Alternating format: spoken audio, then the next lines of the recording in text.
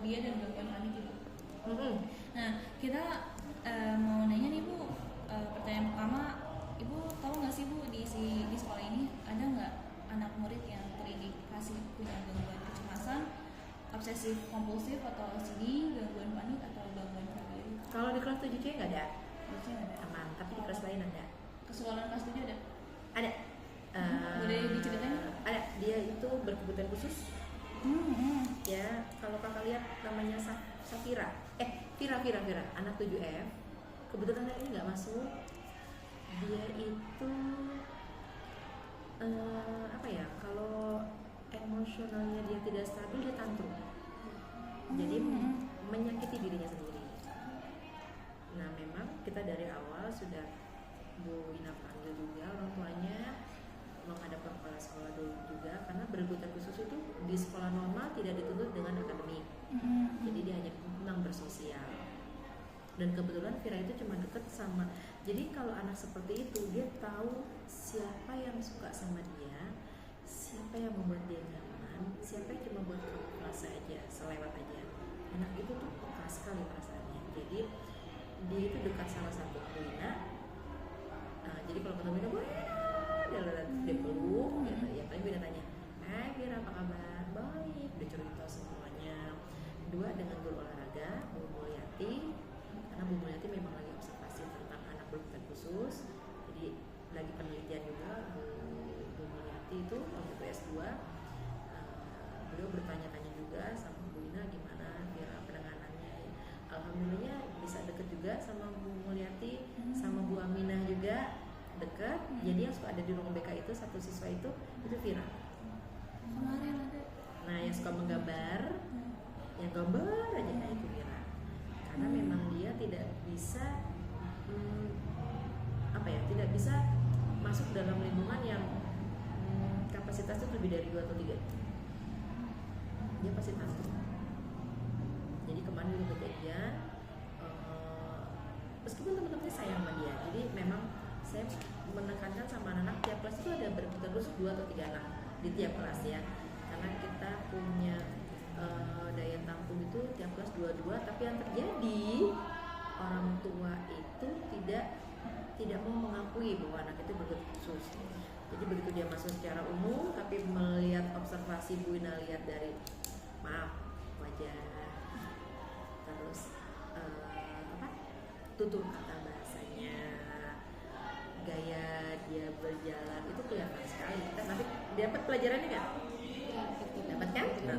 Ya, itu Bu Ina tahu. Jadi terus Bu Ina observasi, Bu Ina panggil wali kelas, termasuk anak Bu Ina, Belva. Belva itu orang tuanya memasukkannya secara umum, zonasinya zonasi umum, zonasi dia lewat jalur zonasi. Kalau jalur zonasi pasti masuk lah.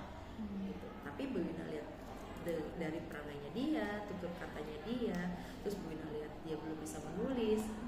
Bu Ina panggil orang tuanya. Orang tua tadi nggak terima, anak saya normal, bla bla bla. Tapi itu Bu Ina tanya, anak kan pasti jujur. Belva ini yang nulis siapa? Mama. Karena Bu Ina bedain. Belva coba tulis ini. Dia nulis tapi kan beda. Terus Bu Ina, ini yang nulis siapa? Mama. Berarti kan Bu Ina udah punya poin satu. Terus Bu Ina tanya, kalau Belva chat Bu Ina menanyakan tugas, itu siapa yang chat? Mama. Oke, udah dapet 2. Terus Bu Ina suruh Belva coba, Belva chat, nggak bisa. Akhirnya Bu Ina panggil, orang tuanya nangis. Biasanya gitu, kakak-kakaknya berhasil, dia tidak kepingin anaknya. Akhirnya Bu Ina bilang tidak bisa disamakan. Akhirnya alhamdulillah orang tuanya mengerti, tapi tetap harus tes ke rumah sakit. Hasil tesnya betul berkebutuhan khusus.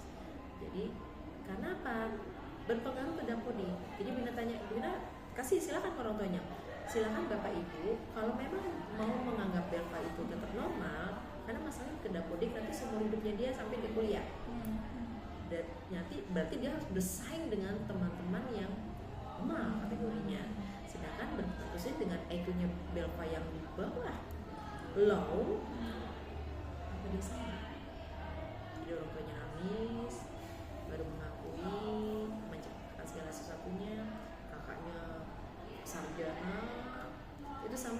biasanya sama Rifat 7E. Ada nggak? Ya. Nah, ntar kalau di diserap bisa kalau Vira diserap nyari saya. Itu videonya nggak masuk ya. Ya, Vira pasti diserap nyari saya. Bu Ina gitu. Jadi kita ketahuan ada Rifat 1, Belva 2, Irfan 3. Itu ada berapa anak tuh yang ketahuan pada saat sudah proses KBM berjalan. Bina kan pasti observasi kan tiap kelas karena masuk kan.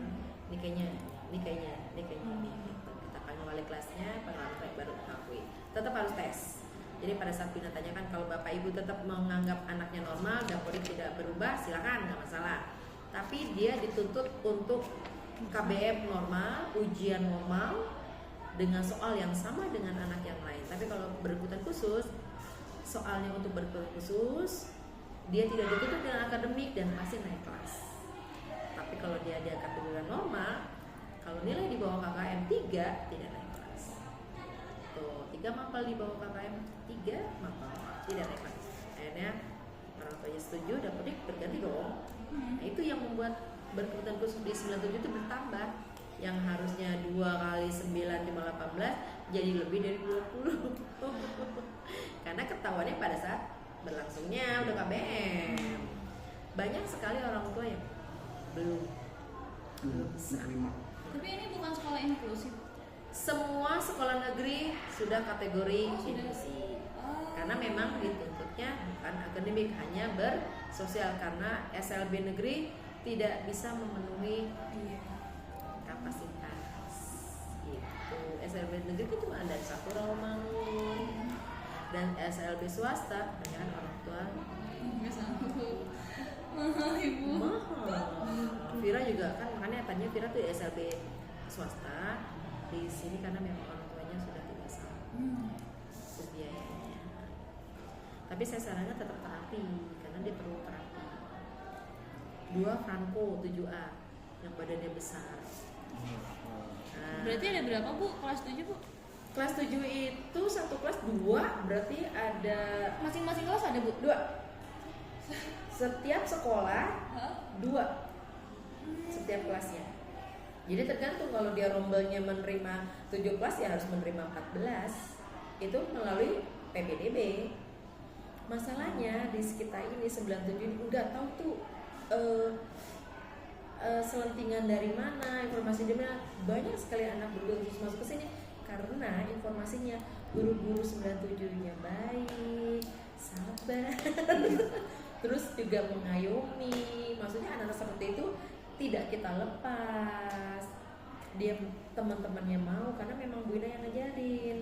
Ajak mereka bermain, bergaul, bantu mereka. Ada loh Kak, tahun lalu yang namanya Rini sekarang kelas 8. Dia kelas 7A waktu itu pertama kali dapat menstruasi dia tidak mengerti. Jadi dia buka semua di kelas pas pelajaran Bu Ina. Jadi dia bingung melihat darah karena berkebutuhan khusus ya. Bu Ina ini apa gitu. Terus langsung teman-teman ceweknya menutupi dia, membuat lingkaran, anak lagi saya suruh keluar. Jadi kita mandiin bareng, kita panggil orang tuanya. Dia nggak ngerti itu dia apa. Jadi dia bener-bener glod, roknya tuh dilepas semua. Dia nggak tahu. Memang kadang waktu itu kelas 7 memang awal kan, anak menstruasi kan usia gitu 12, 13.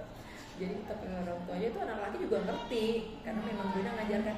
Setiap di kelas itu Bu Ina menyatakan, Bu Ina tidak menyembunyikan.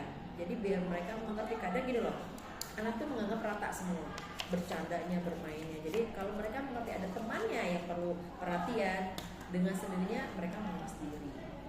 Ada laporan juga, oh si ini, karena kita menghindari adanya bullying. Jauh yang menghindari, karena anak seperti itu adalah umpan yang empuk sekali ya. Ya betul.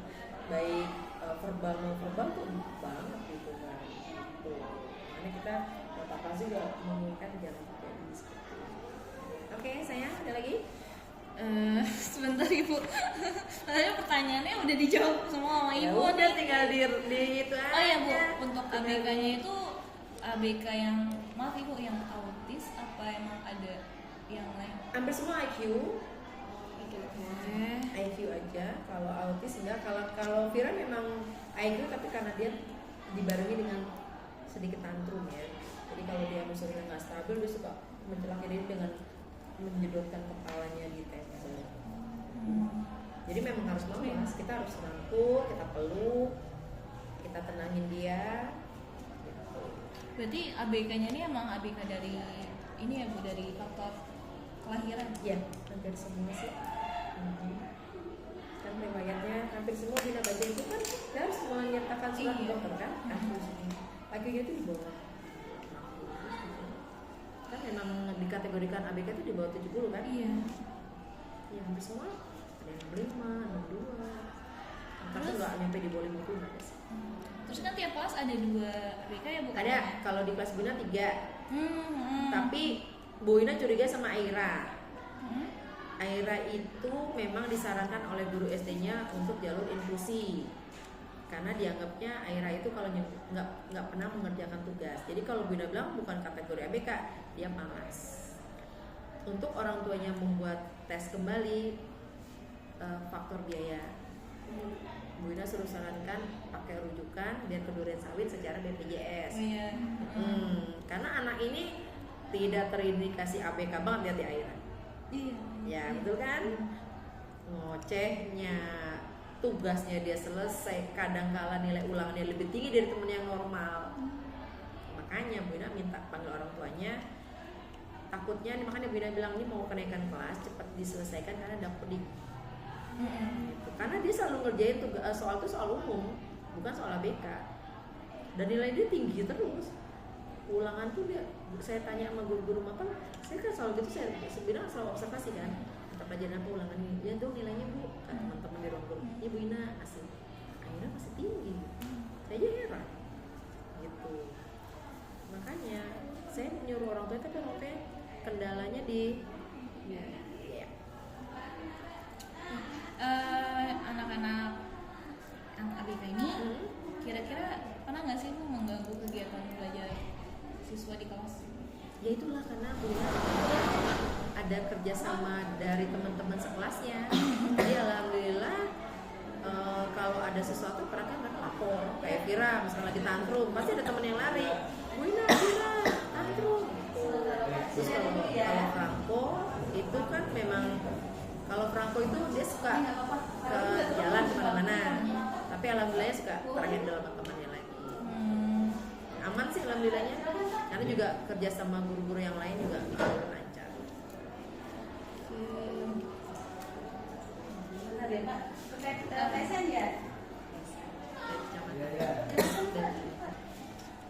Sebentar Bu.